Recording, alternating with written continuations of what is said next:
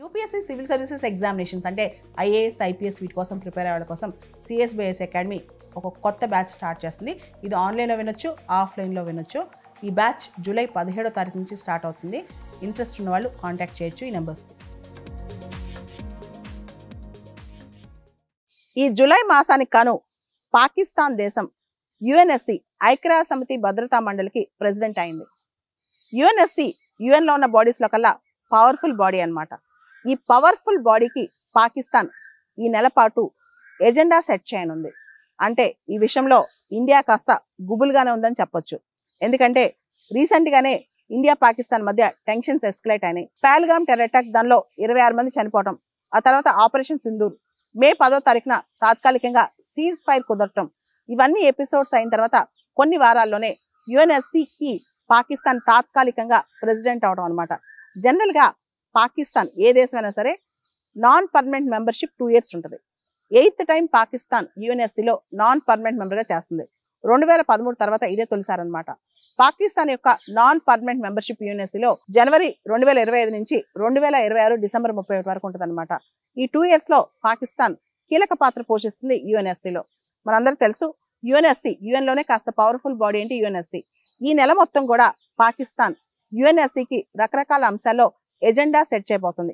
ముఖ్యంగా డిప్లొమసీకి సంబంధించి, Kashmir Pahalgam terror attack తర్వాత జరిగిన ఇండియా లాంచ్ చేసిన ఆపరేషన్ సింధూర్కి సంబంధించి, వీటన్నిటికి సంబంధించి రీసెంట్ గా అంటే ఈ మధ్య కాలంలో జరిగిన ఎపిసోడ్స్ అన్నిటికి సంబంధించి పాకిస్తాన్ ఎజెండా సెట్ చేయనుందనమాట. యాక్చువల్లీ యుఎన్ఎస్సి ప్రెసిడెంట్షిప్ అనేది ఎలా ఉంటుందంటే రొటేషన్ లో ఆల్ఫాబెట్ వైజ్ గా ఉంటుంది అనమాట. అంటే పాకిస్తాన్ పి కాబట్టి ఈ మాసం వచ్చింది. నెక్స్ట్ మంత్ ఆగస్ట్ పాకిస్తాన్ తర్వాత పనామా వస్తుంది అనమాట. ఇలా రకరకాలుగా ఒక్కొక్క నెల ఒక్కొక్కళ్ళు అధ్యక్షత వహిస్తారు.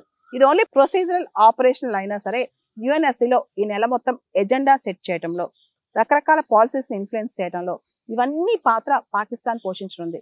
అయితే పాకిస్తాన్కి యుఎన్ఎస్సిలో ప్రెసిడెంట్ అయినంత మాత్రాన వీటో పవర్స్ కానీ అలాంటి పవర్స్ ఏం లేవు. కేవలం ఎజెండా సెట్ చేసే పవర్స్ ఉన్నాయి అనమాట. అయితే ఒక పక్క న్యూఢిల్లీ మాత్రం, అంటే మన భారతదేశం మాత్రం ఈ మొత్తం అంశాన్ని కీలకంగా చూస్తుంది అనమాట. పాకిస్తాన్కి యుఎన్ఎస్సిలో ప్రెసిడెంట్ అవడానికి కారణాలు ఏంటంటే దీనికి పెద్దగా కారణాలు ఉండాల్సిన అవసరం లేదు. యుఎన్ఎస్సిలో నాన్ పర్మనెంట్ మెంబర్ ఎవరున్నా సరే రొటేషన్ వారీగా ఆల్ఫాబెటికల్ వైజ్ గా వాళ్ళు ప్రెసిడెంట్ అవుతారనమాట. ఇక్కడ యుఎన్ఎస్సిలో 5 పర్మనెంట్ మెంబర్స్ ఉంటారు. America, Russia, France, Britain, China. 5 permanent members తో పాటు 10 మంది నాన్ పర్మనెంట్ మెంబర్స్ ఉంటారు. ఈ 10 మంది నాన్ పర్మనెంట్ మెంబర్స్ ని 2 సంవత్సరాల కోసం వాళ్ళని రొటేట్ చేస్తూ ఉంటారు అనమాట. అంటే ఇది తాత్కాలికం, నాన్ పర్మనెంట్. వాళ్ళ పదవీ కాలం 2 సంవత్సరాలు మాత్రమే ఉంటుంది. అయితే భారతదేశం ఎప్పటి నుంచో యుఎన్ఎస్సి పర్మనెంట్ మెంబర్ అవ్వాలని చెప్పి ట్రై చేస్తుంది. ఇండియా, బ్రెజిల్, జపాన్, జర్మనీ ఇలాంటి దేశాలన్నీ కూడా యుఎన్ఎస్సిలో పర్మనెంట్ మెంబర్స్ అవ్వాలని ట్రై చేస్తున్నాయి అనమాట. ఇంకో పక్క అసలు యూరోపియన్ యూనియన్ అనే బ్లాక్ కే స్థానం లేదనమాట. ఫ్రాన్స్ ఏనాడో చెప్పింది ఐక్యరాజ్య సమితి భద్రతా మండలిలో యుఎన్ఎస్సిలో నా స్థానం, ఫ్రాన్స్ యొక్క స్థానం యూరోపియన్ యూనియన్ కి ఇచ్చేయండి అని చెప్పి. అదే విధంగా UNSC secretary general Antonio Guterres ఒక మాట అన్నారనమాట. అసలు ఆఫ్రికా ఖండానికే, ఇంత పెద్ద ఖండం ఉంది ఆఫ్రికా ఖండం, ఆ ఖండానికే స్థానం లేదు కదా యుఎన్ఎస్సిలో, ఎంటైర్ ఆఫ్రికాకి యుఎన్ఎస్సిలో రిప్రజెంటేషన్ ఉండాలని చెప్పి ఆంటోనియో గుటెరస్ చెప్పారు.